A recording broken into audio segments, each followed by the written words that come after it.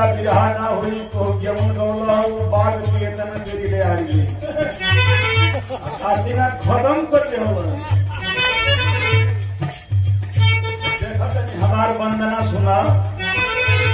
कवनी का रनवा हो भोला जी समाजवादी देवता का और कुल देवता के छोड़ा जो देवों के देव हैं और लोग आदमी के देव हैं। राम आदमी का देव होमन, विष्णु आदमी का देव होमन, वह आदमी का नहीं है होमन। कुछ दिन के बाद 5% लोग कर रह जाए हैं। लेकिन बाबा भोलेनाथ डाइन बकाई भूत पिशाच गोर करिया सांवर सबके लेके चले वाला हूँ। अच्छा एक भाई को फरमाइश भी रहेंगे MP बनवा कर विजय लाल के जवन हमार काम बहु हम कह दे जीता हम कैसे दे। टिकट का सवाल बात हाथ जोड़ के दिवावे का प्रयास करो जितावे के तो हम लोग को टिकट बजा तो हम मेहनत करते हैं हम चाहते हैं तो हम लोग की इच्छा से ढेर इच्छा हमार हुई। कौन नहीं चाहेगा कि अपना आदमी आगे बढ़े। प्रयास करूंगा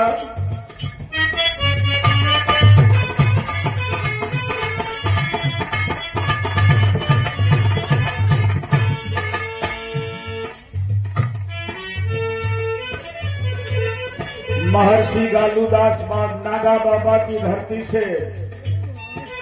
विवेकानंद होकर नवा हो कवनी कर नवा हो भोला जी हमारा से गईला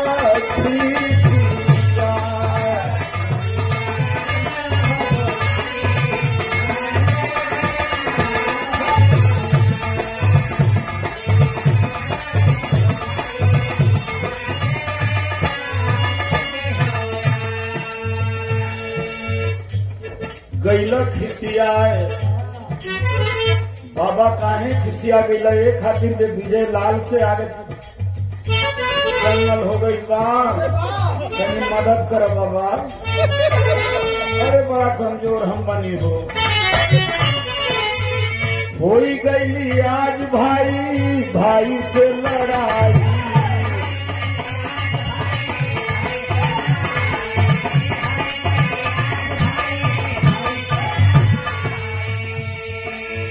हो गई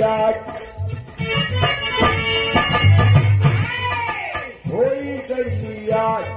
भाई भाई से लड़ाई नहीं थे बुझात पटकी की पटका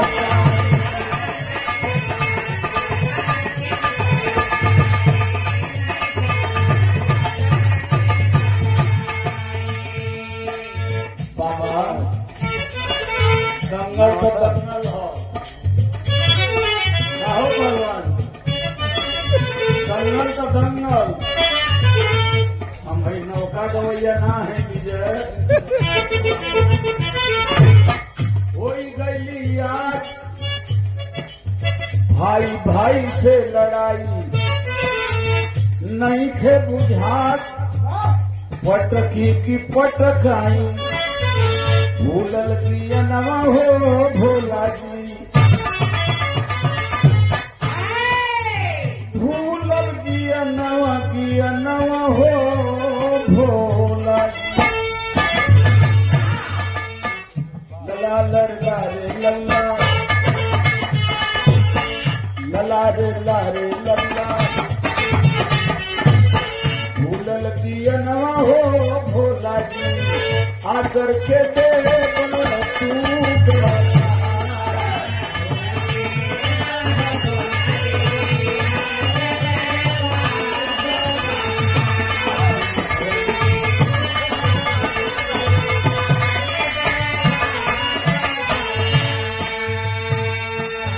एक लाइन लाई नौरी हमार लाचारी बा भोला जी।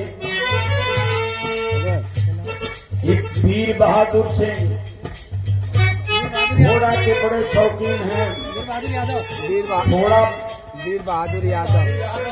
हाँ हाँ, वीर बहादुर यादव ये बहुत बड़ियार होला, के हार्स पावर में लिहल जाला। आई कोई को हार्स रखेलन, बड़े मजबूत। हमारे भाई के तरफ से 500 रुपए का पुरस्कार, बहुत बहुत प्रणाम आपके। उद्धव शर्मा रतनपुरा आपके तरफ से प्रणाम।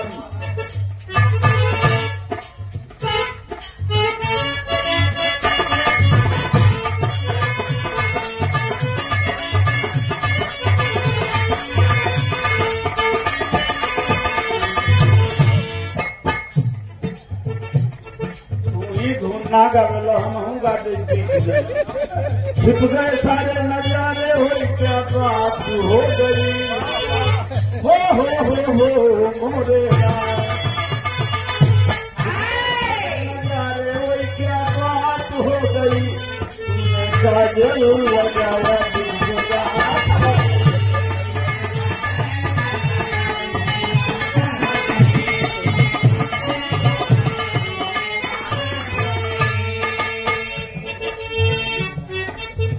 एक दुविधा में पानी शंकर जी एक के उतार के धारा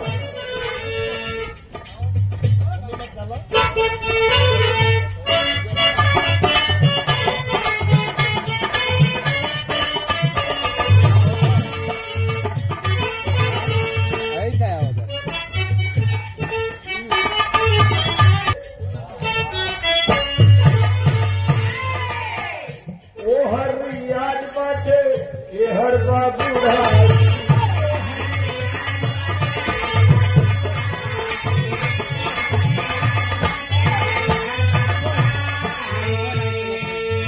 ढेर दिन को छूटल बाटे कोई से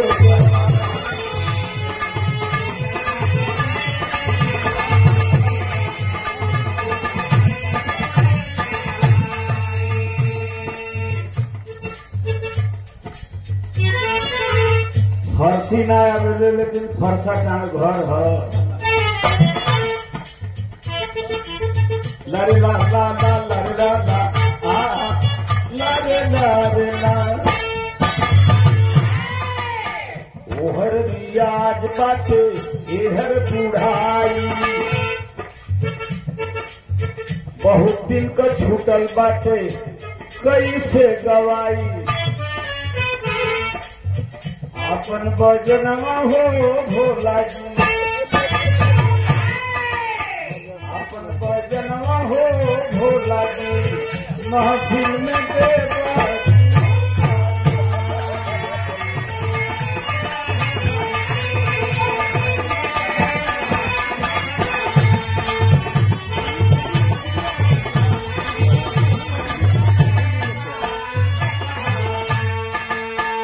बाबा।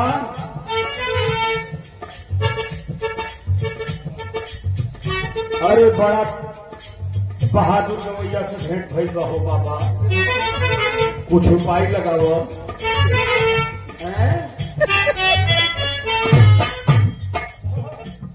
हमसे पूछला है जो कौन उपाय लगाए, पूछला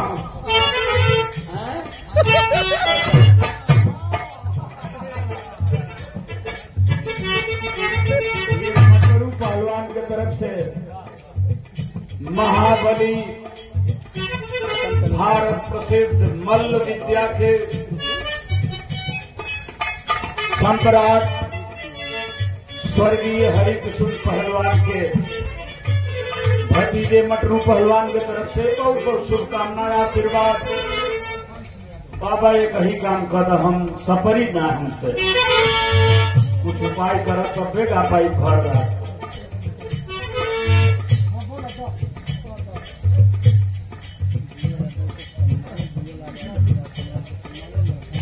इतना देरी कौन जड़ी बूटी लेके हे बाबा कौनो जड़ी बूटी देखे इनके सुनाई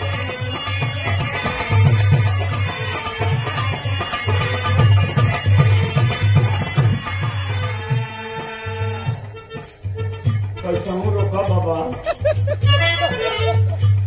अगर तिकड़म ना लगेगा तो बड़ा फजियत समझ हुई हो बाबा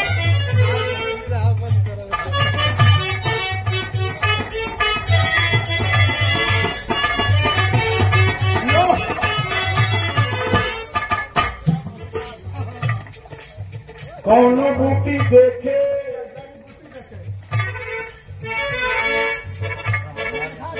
कौनो जड़ी बूटी देखे इनके सुनाई द लेकिन आजकल बहुत बड़ा सेंट चलल बा जड़ी बूटी से ना काम चली कुछ करो भाई और आज रात भर खाती रही काल से ठीक कर भांग धतुरा न तो गजब पियाई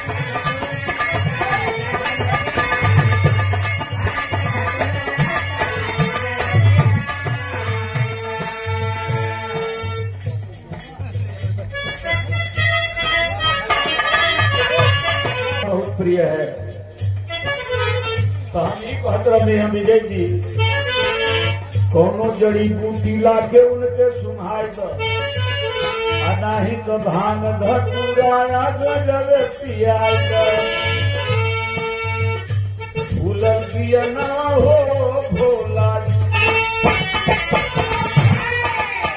फूलन पिया ना हो भोला जी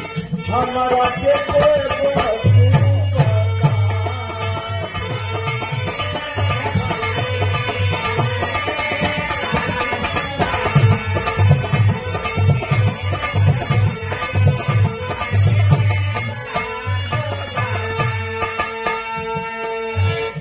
बाबा भांग धतूरा ले आके पियाओ विजय के छोड़ दी है एक आध गो तेरी हो वहां हमारे काम चल जाए विजय से मत भूलना विजय समाज की संपत्ति है मेरा भाई है बहुत आगे तक ले जाना है लेकिन आजकल गांजा भांग से लैकन का नशा ना हुई हेने तक ये पहलवान का करी हम बजो भांग दे देव भोला बाबा नशा ना हुई ना लोगन को वही तरह छरिया के गावे लगन तो हम का कर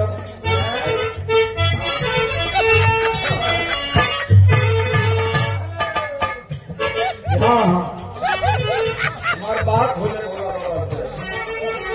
जब चाहिए तो बतिया देगा देखा हो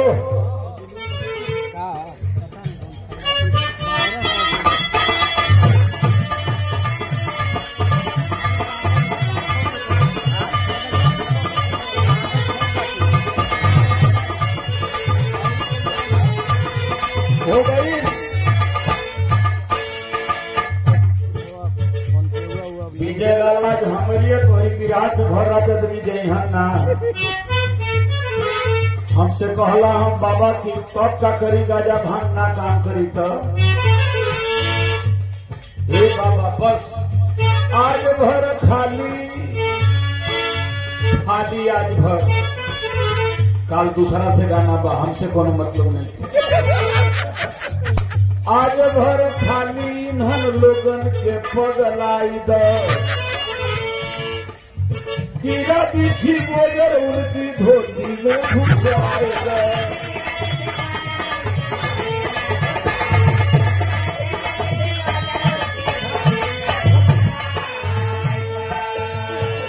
तोहरा लगे कीड़ा बाबा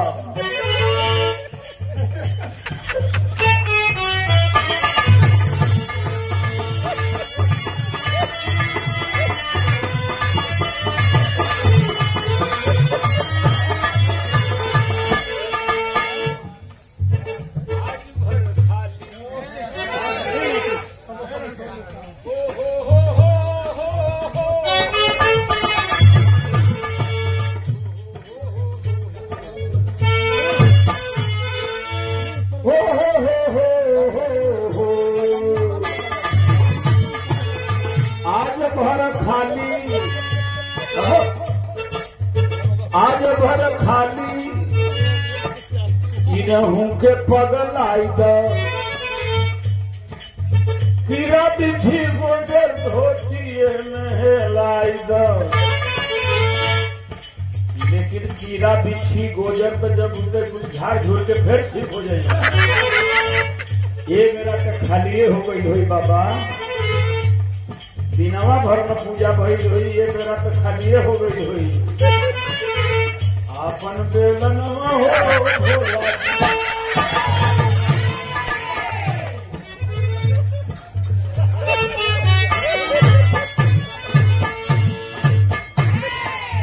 अपना ये पारोट लो,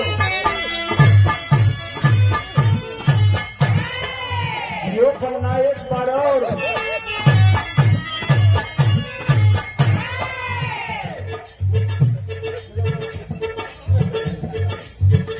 बड़ा सूख है जकरी लगे चल जाई ना तो हके ना कहो तुम इसके के कारण ताकि सब परेशान हो जाइए। कहूँ में चिंता नहीं होता करे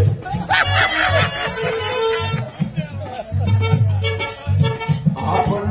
नवा हो भोला जी के हुए मिलते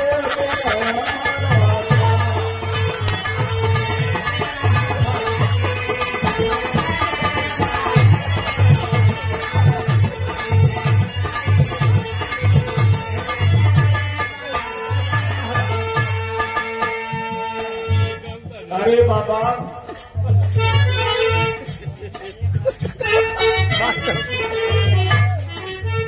उठाऊ कैला का काम नहीं थे बाबा।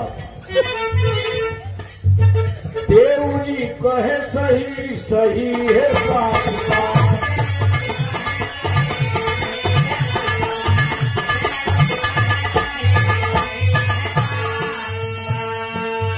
भोला कहे कि सही हम हूँ के